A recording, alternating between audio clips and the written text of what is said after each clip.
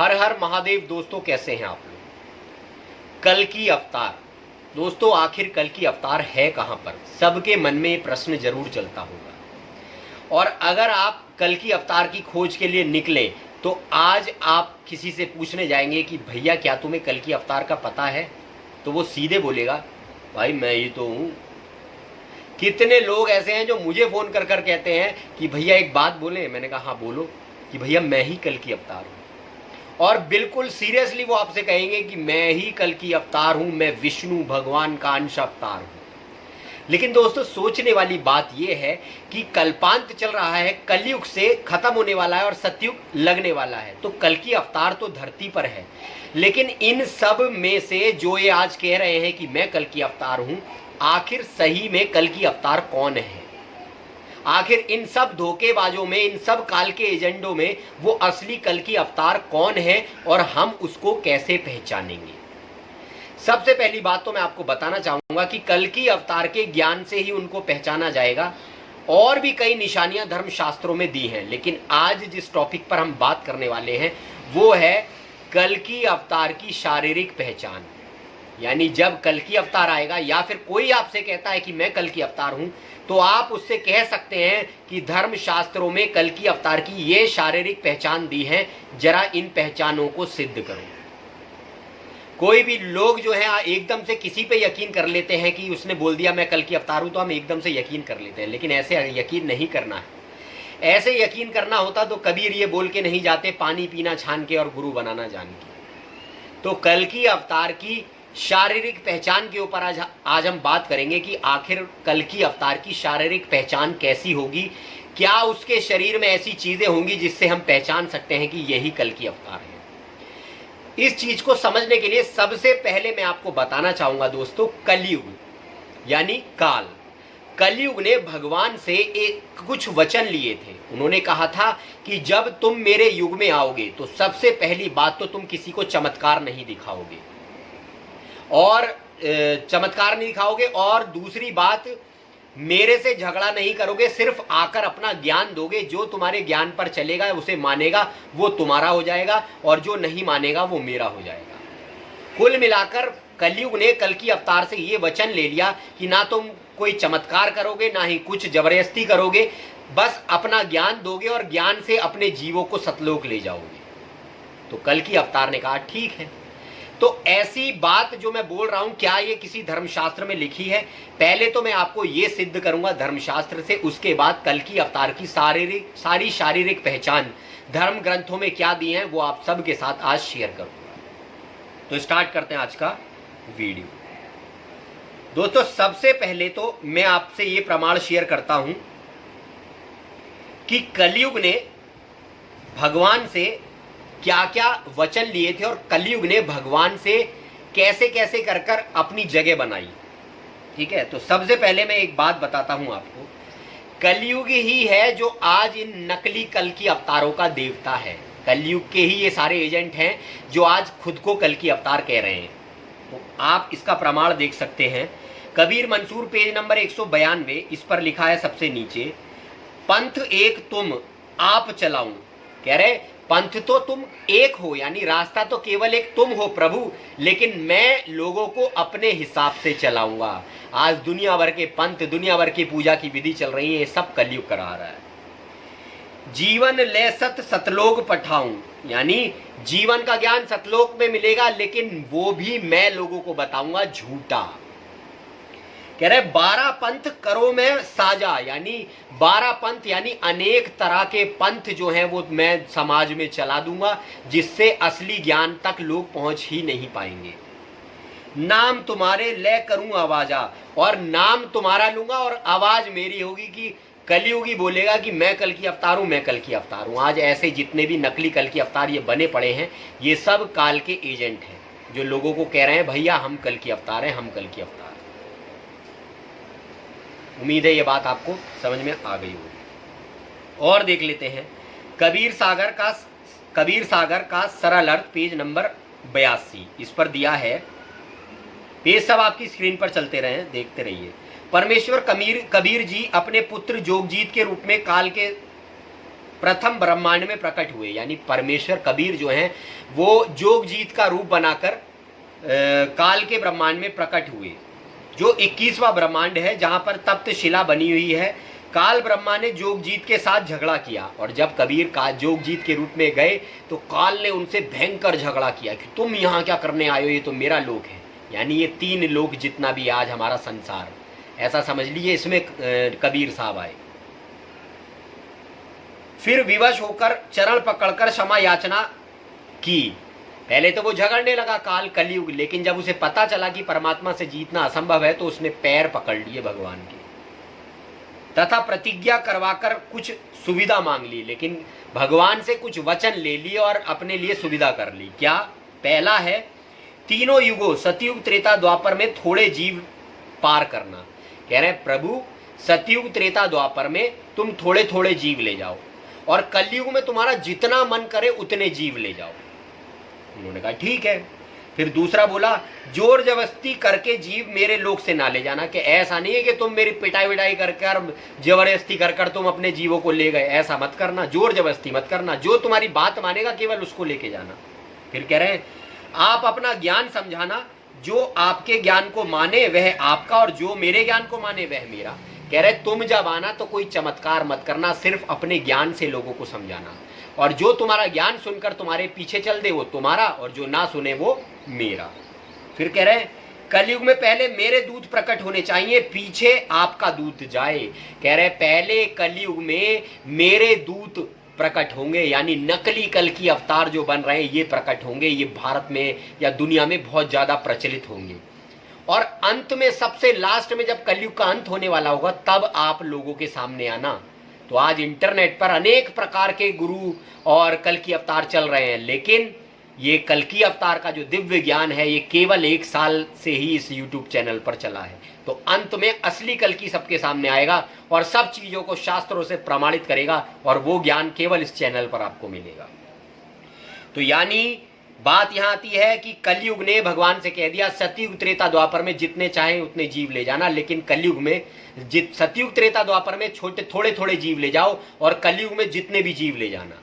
लेकिन कलयुग में लोगों को कलयुग ने कर ही ऐसा दिया है कि अनेक समझाने के बाद भी भगवान के साथ कोई जाएगा ही नहीं। कलयुग बहुत चालाक है। तो ये सब वचन काल ने कलयुग ने भगवान से ले लिए। तभी भगवान जब आते हैं तो साधारण मानव रूप में आते हैं और कोई चमत्कार नहीं करते। और जब वो साधारण मानव रूप में आने हैं तो इसीलिए लोगों में भ्रम फैल जाता है कि आखिर वो असली अवतार है कौन सा। तो जब वो साधारण मानव रूप में आएंगे तो उनकी कुछ शारीरिक पहचान होंगी। पहचान तो बहुत सारी है धर्मशास्त्रों में, लेकिन आज के वीडियो में हम शारीरिक पहचान पर ही बात करने वाले हैं। तो उनकी कुछ शारीरिक पहचान होंगी, आज मैं आप सबके साथ ये शेयर करने वाला हूं धर्मशास्त्रों से। जो भी आपसे कहे कि मैं कल की अवतार हूं, उससे तुरंत कहना कि धर्मशास्त्रों में कल की अवतार की ये पहचान दी है, दिखा जरा ये तेरे पहचान कहां पर है शरीर में। तो स्टार्ट करते हैं। सबसे पहला है दोस्तों रामचरितमानस बालकांड का दोहा 5। इसमें दिया है बंदो गुरुपद पदम परागा सुरुचि सुवास सरस अनुरागा, कि हे बंदो गुरु के पैरों में कमल होगा। यानी वो जो कल की अवतार आएगा वही गुरु होगा। कल की अवतार जो होगा वही गुरु होगा। गुरु उसके अंदर जो बैठी है निराकार शक्ति, वो पर ब्रह्म जो है वो होगी, और वो वाहन होगा, इसलिए उसे ही गुरु की संज्ञा दी गई है कि उसके पैरों में कमल होगा। गुरु बंदो गुरुपद पदम परागा, जब कमल पैरों में होता है तो उसे पदम बोला जाता है। यानी वो जो अवतार आएगा, कल की पुरुष आएगा, उसके पैरों में कमल होगा। पैरों में कमल ये नहीं कोई फूल उसके पैरों में चिपका हुआ होगा, रेखाएं जो हमारे हाथ पैरों में होती हैं उस रेखाओं का एक कमल उसके पैरों में बन रहा होगा। आगे आ जाते हैं। Padma Purana page number 457। इसमें दिया है राजन तुमने जिन भगवान पुरुषोत्तम का दर्शन किया है वे तुम्हें अपना शंख चक्र आदि चिन्हों से विभूति स्वरूप प्रदान करना चाहते हैं। यानी भगवान का जो अंश होगा उसके शरीर में शंख चक्र आदि चिन्ह मौजूद होंगे। असली कल की अवतार के अंदर शरीर में ये चिन्ह मौजूद होने चाहिए। आगे कह रहे हैं श्रीमद् भागवत शुक सावर पेज नंबर 1236। इस पर दिया है विष्णु भगवान के हृदय में भृगु ने जाकर लात मारी थी। यानी विष्णु भगवान की छाती पर एक श्रीवस्त्र का चिन्ह होना चाहिए जो भृगु ऋषि ने भगवान के लात मारी थी। ये चिन्ह भी इनके मौजूद होना चाहिए। आगे कह रहे हैं श्रीमद् भागवत सुख सागर पेज नंबर 783, इस पर बोल रहे हैं, महाराज भरत श्री भगवान हरि के अंश से उत्पन्न हुए थे, इसलिए उनकी महिमा समस्त भूमंडल में गाई जाती है। उनके दाहिने हाथ में चक्र और दोनों चरणों में पद्म कोश का चिन्ह विराजमान था। यानी उनके दाएं हाथ में चक्र और दोनों पैरों में कमल के निशान थे। यानी भगवान का जो अंश होता है उसके शरीर में ये निशानियां होती हैं, तो इसीलिए कल की अवतार की देह में भी ये मौजूद होगा। अब आओ असली कल की अवतार कौन है सामने। नेक्स्ट श्रीमद् भागवत सुख सागर पेज नंबर 299, इस पे कह रहे हैं, पंचदशो अध्याय में मथे बैन के हाथ ताते प्रभु प्रगटे तुरत भय सु पृथुनाथ। कह रहे हैं जगत गुरु ब्रह्मा जी भी वहां आए और पृथु के दाहिने हाथों में गदाधारी चक्र का चिन्ह देखा और दोनों पांवों में कमल के चिन्ह देखकर ब्रह्मा जी ने समझ लिया कि यह साक्षात भगवान विष्णु के कला से उत्पन्न हुए हैं। यानी ब्रह्मा जी ने पृथु को देखकर जान लिया कि इनके हाथों में चक्र है और पैरों में कमल है, इसका मतलब ये भगवान विष्णु के अवतार हैं। तो यही चिन्ह कल की अवतार की देही में होने चाहिए। तो इतनी निशानियां मैंने आपके साथ शेयर करी हैं। धर्म शास्त्रों में ये सारी बातें लिखी हैं, इतनी ज्यादा भविष्यवाणी धर्म शास्त्रों में लिखी हैं कि मैं एक छोटे से वीडियो में आपको नहीं बता सकता। इसलिए ये तो मैंने आपके साथ शेयर कर दिया धर्म शास्त्रों से। अब मैं कुछ मोटी उनकी पहचान जो है, उनके शरीर में ये चिन्ह होने जरूर चाहिए, ये आपके साथ शेयर कर देता हूं ताकि आपको समझने में आसानी रहे, कोई आपको मूर्ख ना बना सके कि मैं कल की अवतार हूं। पैरों में पद्म होगा, यानी उनके पैरों में कमल अंकित होगा, रेखाओं का कमल बन रहा होगा। हाथों में भी कमल होगा, हथेलियों में भी कमल होगा। सृष्टि विषयक कमल, एक सृष्टि विषयक कमल उनके दाहिने हाथ की बीच की अंगुली के नाखून के अंदर होगा। नाखून के अंदर बीच की उंगली के दाहिने हाथ की पिंडली पतली होंगी और कसी हुई होंगी। उंगलियां मूंगफली जैसी होंगी और दांत अनारकली जैसे होंगे। शरीर से कुछ खुशबू आती होगी। मृदा मयूर पंख होगी। पेट मटके सा होगा। सफेद दाढ़ी वाला होगा वो, यानी वृद्ध होगा, अधेड़ उम्र में दुनिया के सामने आएगा। छाती पर श्रीवत्स का चिन्ह होगा। बाल घुंघराले होंगे। मस्तक ऊंचा होगा, ना ही वो ज्यादा लंबा होगा ना ही छोटा होगा। रंग सांवला होगा और ब्रह्मरंध्र मद उसका फूटा हुआ होगा। ब्रह्मरंध्र मद कहते हैं इसको, यानी काक को। अगर ये किसी का फूट जाए तो आदमी मर जाता है, लेकिन कल की अवतार का ये फूटा हुआ होगा। एक सुई से भी बारीक छिद्र होगा जिसमें से ब्रह्मरंध्र मद निकलता है, जो एक मदमस्त हाथी के ही निकलता है या फिर अवतार के निकलता है। तो ये सारी निशानियां उसकी देह में मौजूद होंगी, कल की अवतार जो अपने आप को कहता है। खाली मुंह से बोलने से कोई कल की अवतार नहीं हो जाता। ये तो मैंने केवल आपके साथ शारीरिक पहचान शेयर करी है जो धर्मशास्त्रों में दी है, लेकिन उसकी और भी अनेक पहचान होंगी। उसकी व्यवहारिक पहचान भी होंगी कि वो मान सम्मान नहीं चाहेगा, वो प्रतिष्ठा नहीं चाहेगा, गरीबी में ही अपना काम चलाएगा। और भी कई उनके प्रमाण दिए हैं। उनका नाम भी कल की पुराण में और सारे ग्रंथों में दिया है कि उसका नाम क्या होगा, क्योंकि लोग समझ लेते हैं कि उसका नाम कल की होगा, लेकिन कल की नाम नहीं, कल की उपाधि है। जैसे मैं एक विद्यार्थी बना, एक स्कूल में पढ़ा तो विद्यार्थी हुआ, स्पोर्ट्स में गया तो स्पोर्ट्समैन कहलाया, फौज में गया तो सोल्जर कहलाया, लेकिन ये सब मेरी उपाधियां हैं, लेकिन मेरा नाम तो दीपक है ना।